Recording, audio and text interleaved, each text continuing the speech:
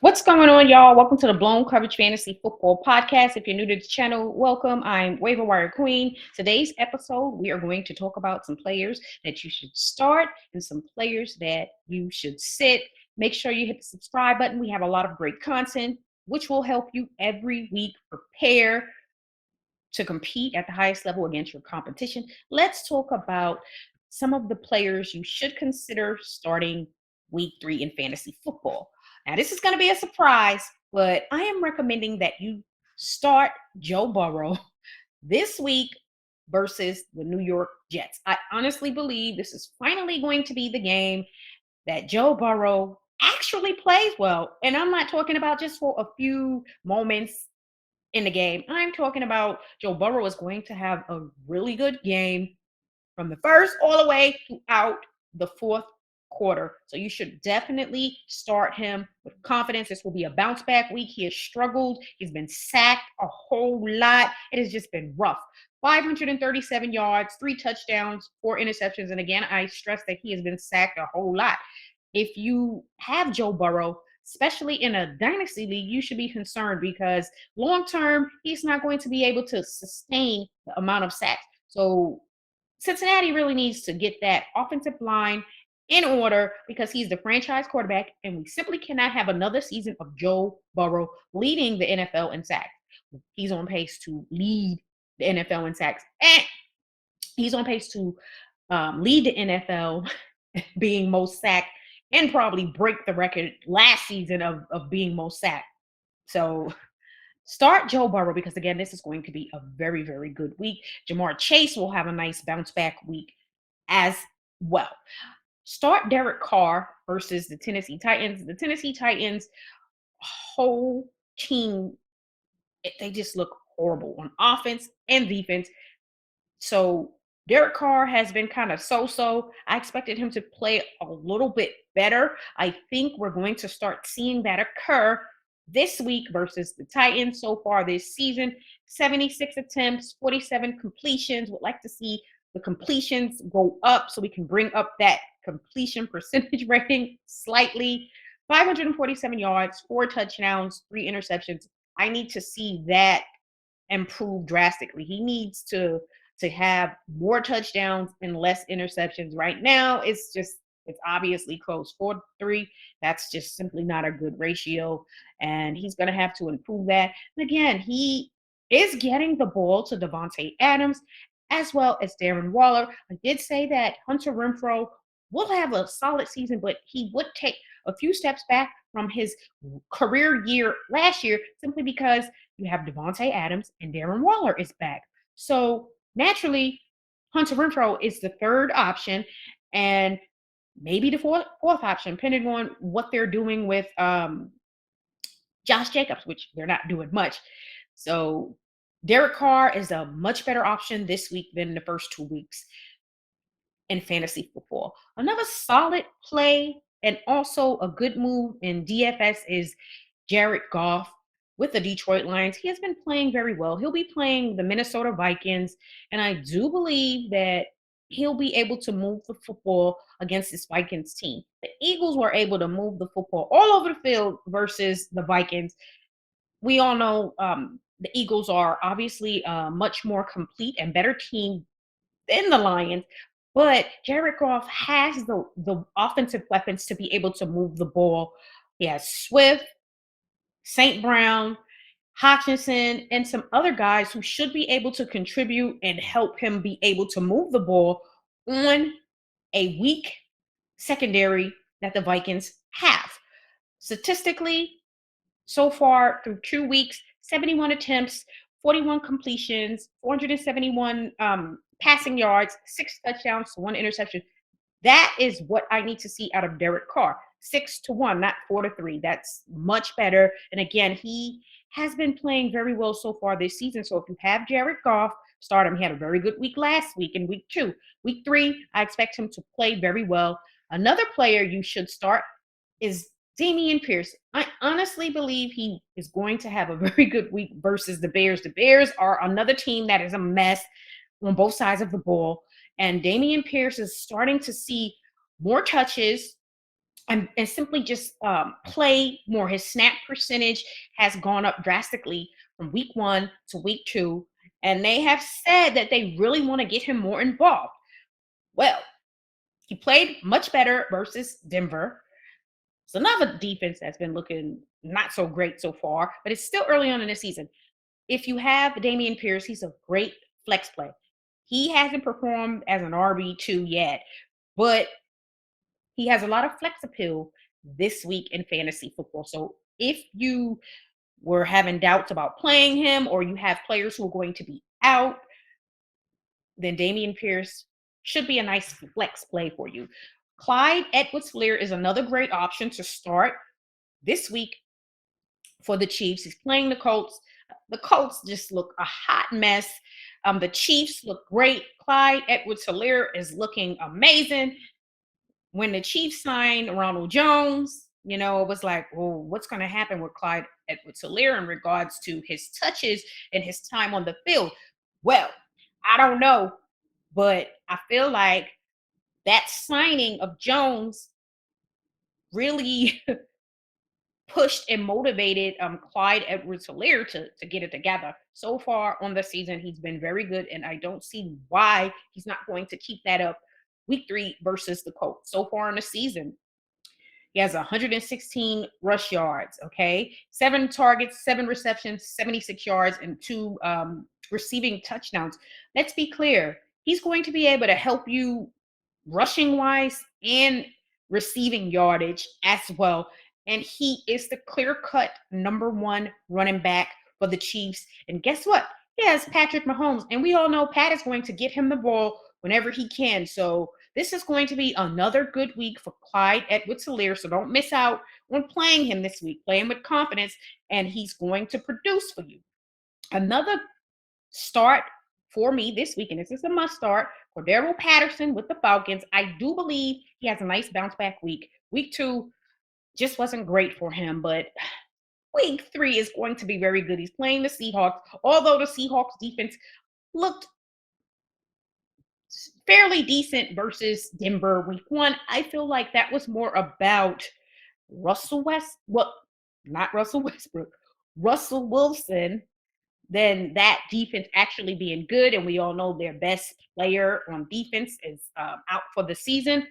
Cordero Patterson is going to be able to run the football. You know that the Falcons are going to be able to get him involved rushing wise and receiving wise. So if you have Cordero Patterson, he is a must start versus Seattle. Seattle made Jeff Wilson look like he was just an all time great running back week 2. And not saying that Wilson isn't a good, solid running back, but he had 103 total yards of offense week 2 versus Seattle. And I feel like Patterson is obviously much better. So I expect Patterson to just have one of those days that you're like, okay, yes, that is why I invested a draft pick in Patterson. So Patterson must start. Another great start week 3 is Jeff Wilson playing the Broncos. Again, the Broncos have looked horrible on defense, and they have looked horrible on offense. They just not looking great. And I expect Jeff Wilson to do more of what he did week 2 versus Seattle. Damian Pierce picked it up a lot week 2 versus the Broncos.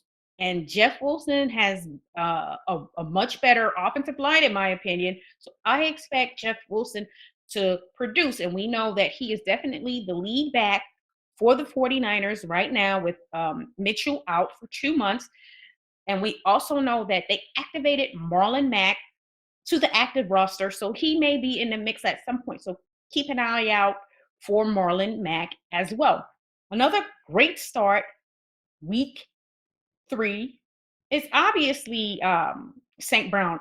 He's not going to have the week that he had week 2, but I do expect him to have a solid week. He is the number 1 wide receiver for the Lions right now, and he has played well so far to start the season, and I expect him to still have a very good week versus the Vikings. Again, week 2 was exceptional. Career day, 9 receptions, 116 yards, 2 touchdowns. He rushed the ball for 68 yards.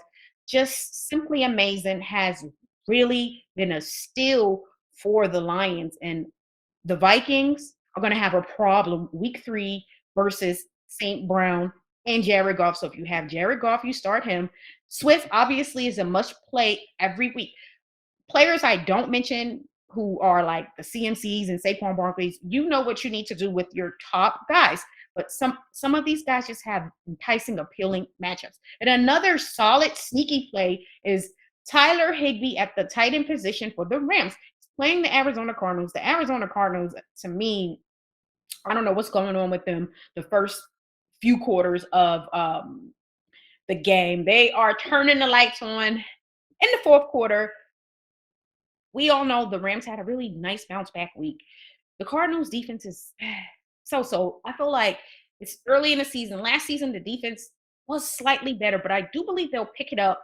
But I feel like the Rams will be clicking on offense with Cooper Kupp, Robinson. They're finally getting him involved. Higbee is going to be involved. I do feel like the Cardinals are going to try to do whatever they can to kind of limit the impact Cooper Kupp is going to have on the game. So you'll see Stafford rely on Higbee, and obviously you start Cooper Kupp every week. I don't care who he's playing against, but Higbee has been solid so far at the tight end position, and he's been healthy, which is very important this season.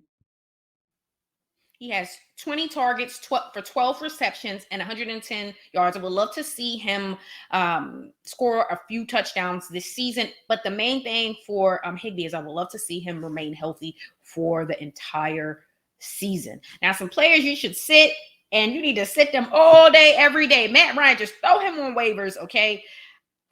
Most people were expecting Matt Ryan to really come in and give the Colts a boost at the quarterback position. But they moved on from Carson Wentz, and now that's looking like a huge mistake considering how well Carson Wentz has played.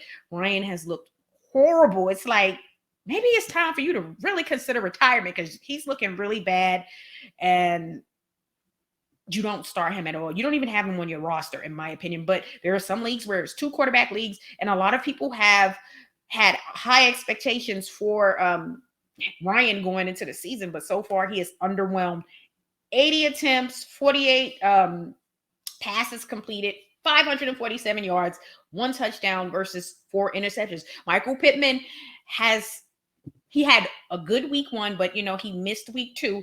I do believe if Pittman returns, maybe we'll see a slight improvement from Ryan this week, but not enough for you to start him or to even pick him up off of waivers at this time. I know in a 2 quarterback league, you simply cannot afford to have any starting quarterbacks on waivers, especially if it's a deep league, but just keep him on your bench. And if you can get rid of him and add a better quarterback coming off your bench to your team, then you do so, because it's looking real foggy, and it's not looking good for Ryan. Do not start him. Now, a surprise sit for me this week is Tua. Tua had a career game last week. He went off. It was simply amazing. However, he's playing the Buffalo Bills. He's playing essentially the number 1 defense, the number 1 team right now in the NFL. The Bills look unbeatable so far the first 2 weeks of the season, and I expect that defense to show up. This is all about establishing who is the best team, because again, Miami has been good, but who's the best team in that in AFC, right? And clearly it's the Bills in most people's opinion, but Miami has a really good team, but the Bills defense is just simply impressive. It's just wow. I don't even know what to say, but so far the first 2 weeks of the season, they've only given up 17 points. You got to think they played the Rams, the Super Bowl champs, high-powered passing offense. They look like they didn't belong on that football field. Like they just didn't win the championship and have one of the high-powered offenses. The Bills' defense is just, it's dangerous, okay? Again, 17 points so far they've given up the first 2 weeks of the season. 9 sacks, 1 fumble return, 5 interceptions, and a touchdown. They've only given up 430 yards. That's impressive and scary if your starting quarterback is playing that defense. if you have to start Tua, lower your expectations. I have an episode I talked about some quarterbacks you should consider picking up off of waivers. So check out that episode, and maybe if you have to sit Tua, one of those quarterbacks will be great options for you. Another quarterback you should sit. This is for a 2 quarterback league, or if you can leave him on waivers, is Mac Jones. I simply do not trust him at the quarterback position right now. It's a little bit about Mac, but not 100% completely. They don't have, to me, the offensive weapons to really have a consistent passing game. Yes, Myers is solid, but he's essentially not a number one. He's more of a number 2, acting as a number 1. So I don't care what Mac Jones and the Patriots did week 2 versus the Steelers, because we know last year their defense wasn't great, and we know this year the Steelers defense, they did very well against some lower teams, which there was no excuse for the performance against the Patriots, but the Patriots just showed up and played really good football. But I do expect the Ravens to come in and shut down the Patriots offense. They have a lot to make up for blowing that game week 2 versus Miami. They may take some of that out on the Patriots. This will be a very good game, but don't expect much from Mac Jones. If you have to start him, then it is what it is. But if you don't have to start him, or if you can leave him on waivers until he shows that he is worth that roster spot and a spot start, because it's only a spot start if you have no choice, then leave him on your bench. And again, you have to understand that the Patriots offense, all training camp and preseason, was terrible. Week 1, they were horrible. Week 2 looked better. I think it was about a lot of just coming out and really getting ahead, and just they, to me, won the battle versus the Steelers. But I don't believe that's going to happen week 2 versus the Ravens. And so far this season, Mac Jones, 65 attempts, 42 passes completed, 465 yards, 2 touchdowns, 2 interceptions. I don't need to see anyone with 2 touchdowns, 2 interceptions as a starting quarterback in NFL. I need to see more touchdowns, less interceptions, and I damn sure don't need to see you tied with touchdowns and interceptions. That's not good. Again, they need to go out there and get a number 1 wide receiver. Mac Jones is Mac Jones. He is not Tom Brady. So it's a different quarterback, different situation. And the Patriots are going to have to truly change some things up in order to get a little bit better on the offensive side of the ball, especially if they do want Mac Jones to be their guy long term, and they want him to continue to improve and grow as a quarterback. Another quarterback, it's a lot of quarterbacks this week who I just don't trust, you should sit, is Russell Wilson.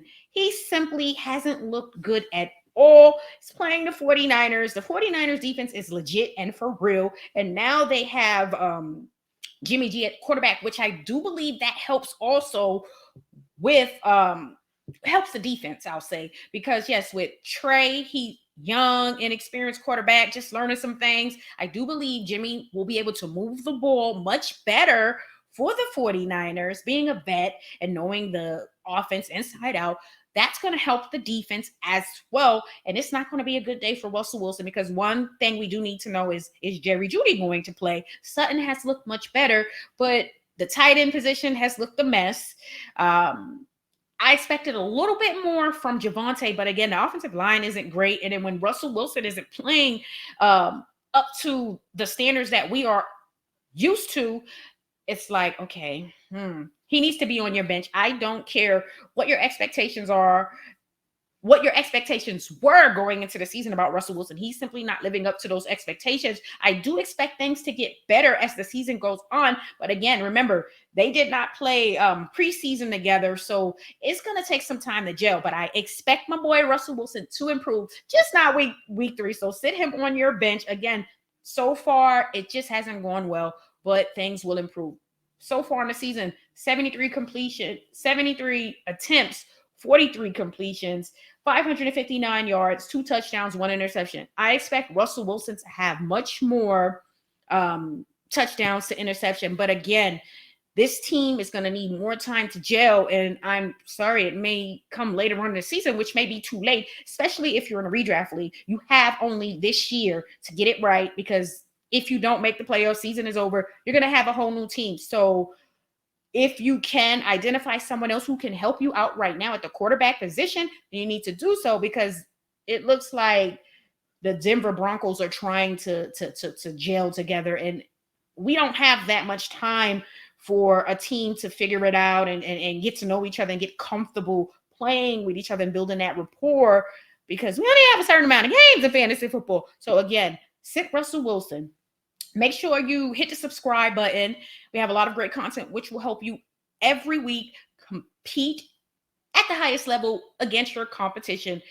I'll see you guys on Saturday. We have a great episode for you. We'll talk about players you should sell high and players you should buy low. So make sure you tune in on Saturday. It is not too early to plan ahead. What we always say is you got to do what you have to do to stay ahead of your competition. You have to always be 10 steps ahead of your competition. And sometimes that may be identifying players who are outperforming their ADP, or if you pick them up on waivers and they're outperforming being on waivers, and these players are great trade assets for you, which you can utilize to get other players who will be more consistent for the whole season instead of just a few games during early on in the season because of the defenses they're playing, or they're just having a hot start. Certain players do not typically keep that up, and we'll talk about those players on Saturday. Y'all have a great weekend, and I'll see y'all on Saturday.